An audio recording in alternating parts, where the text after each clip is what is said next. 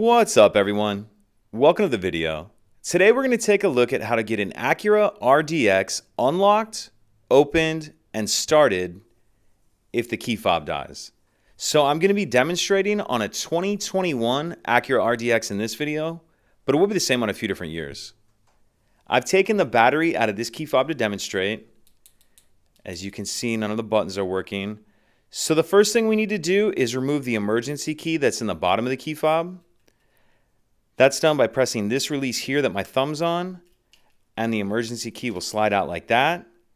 Now we're going to use the emergency key to unlock the driver's door. So we'll put the emergency key in, and we're going to turn it to the right or clockwise to unlock. Once it's unlocked, we can open the driver's door. Now we'll take a look at how to get our RDX started with the dead key fob.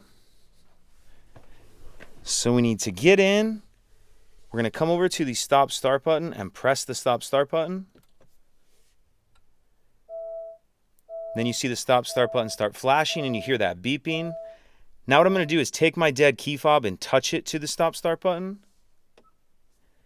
And you'll hear it beep, and then the stop start button will glow solid, and now we can start the vehicle as normal. And then you'll just need to replace the battery in your fob as soon as you can. If you have any questions, please let me know. If you could take a second to like and subscribe, it helps us out, and I'd appreciate it. Thank you.